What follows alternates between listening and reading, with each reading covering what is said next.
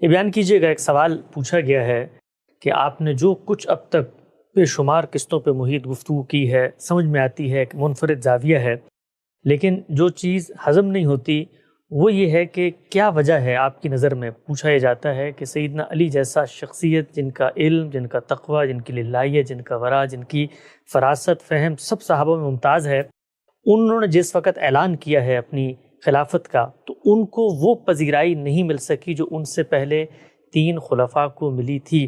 اس کی آپ کے نزدیک وجوہات کیا ہیں؟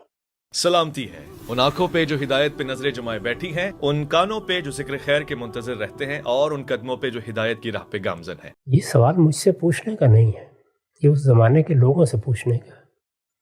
یعنی یہ تو ایسی بات ہے کہ آپ پاکستان میں انتخابات کرائیں اور مجھ سے پوچھیں کہ مسلم لیگ کیوں ناکام ہو گئی ہے اور پیپلز پارٹی کیوں کامیاب ہو گئی ہے۔ لوگوں سے پوچھیں، لوگوں نے کسی حکومت کو قبول کرنا ہوتا ہے، یعنی ان کے ہاں کیا وہ قابل قبول حکومت ہے، کیا شخصیت قابل قبول ہے، کیا اس کی فراست قابل قبول ہے۔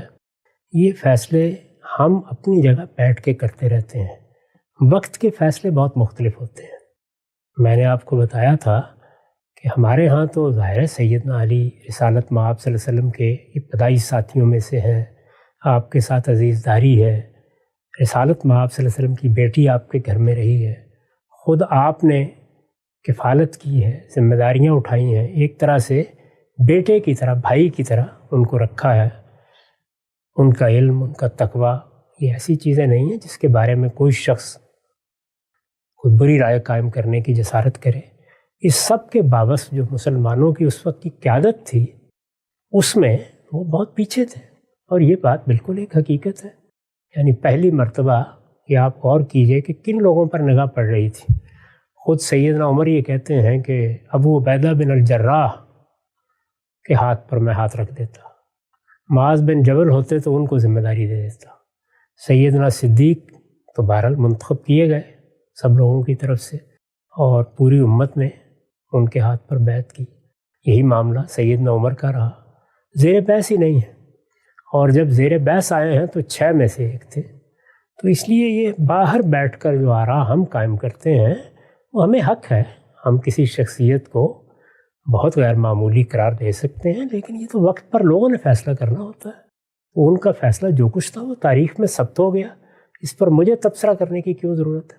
اچھا ہم لوگوں نے فیصلہ کرنا ہے، لوگوں کے سامنے آپشن تھے، ان آپشن میں سے ایک سیدنا علی کا بھی آپشن تھا۔ آپ اپنے فہم، فراست، علم، تقوی، ورع، للہیت سب میں ممتاز نظر آتے ہیں۔ کیا یہ بھی تو کہا جا سکتا ہے کہ ایک آپشن کے طور پر آپ ایک کینڈیڈیٹ کے طور پہ موجود تھے، لیکن آپ کا انتخاب نہیں ہوا جو کہ ہونا چاہیے تھا، کیونکہ باقیوں میں آپ ممتاز بھی تھے، باقیوں میں آپ کا ایک نمایاں نام بھی تھا؟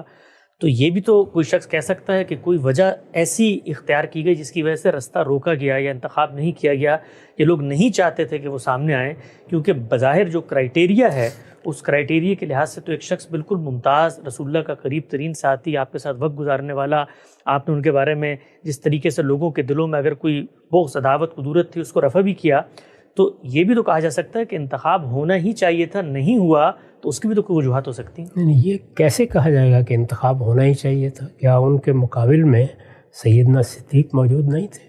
سیدنا عمر موجود نہیں تھے؟ طلحہ و زبیر موجود نہیں تھے؟ عبد الرحمن بن عوف موجود نہیں تھے؟ بڑی بڑی جلیل القدر ہستیاں موجود ہیں۔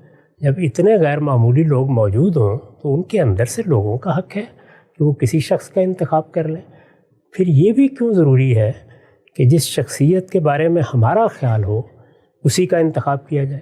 اس وقت مذہبی لوگوں سے اگر آپ پوچھیں تو ہو سکتا ہے کہ وہ 100% مولانا فضل الرحمان کے حق میں رائے دیں، قوم تو نہیں دے رہی، تو اس میں کیا کروں؟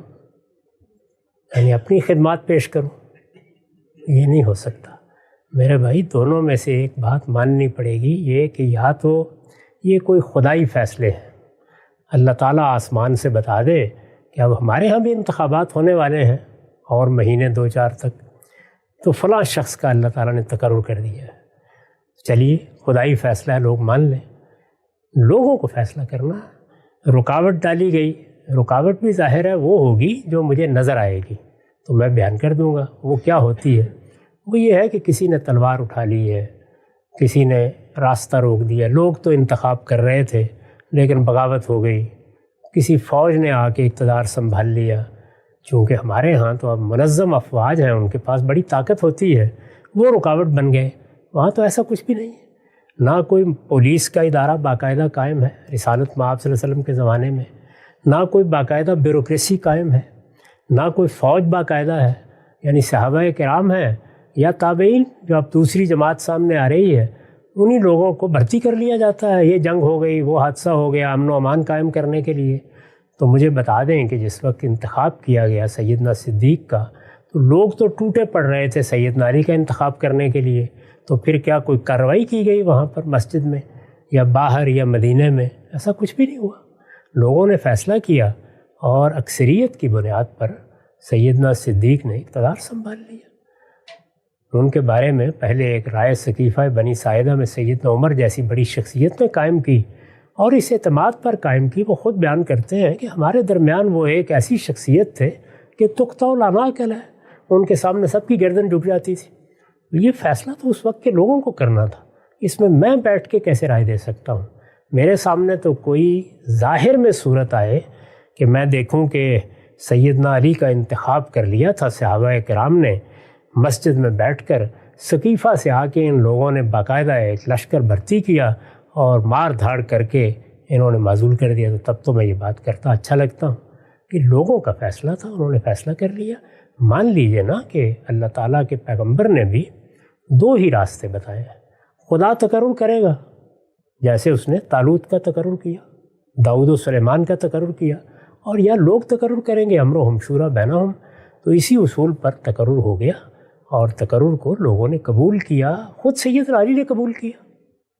یعنی انہوں نے تو اس موقع پر کھڑے ہو کر کوئی ایسی تقریر نہیں کی کہ میرے راستے میں رکاوٹ ڈال دی گئی ہے اور میں اب ان کی بات نہیں مانوں گا. یہ بات سمجھ لیجئے کہ خود سعد بن عبادہ جو انصار کے بڑے لیڈر ہیں، اگر مقابلے میں کوئی کھڑا تھا تو صرف وہ تھے. بکر کے اس زمان سیدنا صدیق کے مقابلے میں اگر کسی شخص نے اپنی عمارت کی دعوت دی تو وہ انصار کے بڑے لیڈر اور بڑے رہنما سعد بن عبادہ تھے. انہوں نے بیعت نہیں کی. یعنی آپ اندازہ کیجئے کہ وہ چونکہ اپنے آپ کو حق سمجھتے تھے، ان کا خیال تھا. دیکھیے ان کا مقدمہ کیا تھا.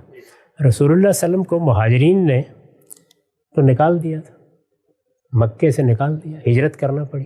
وہ سمجھتے تھے ہم نے پناہ دی، ہم آپ کے ساتھی بنے، اور انصار ہی کو مدینے میں بڑی طاقت بھی حاصل ہے، جو کچھ کامیابیاں ہوئیں وہ ہماری مدد سے ہوئی ہیں، لہٰذا اقتدار ہمارا حق ہے.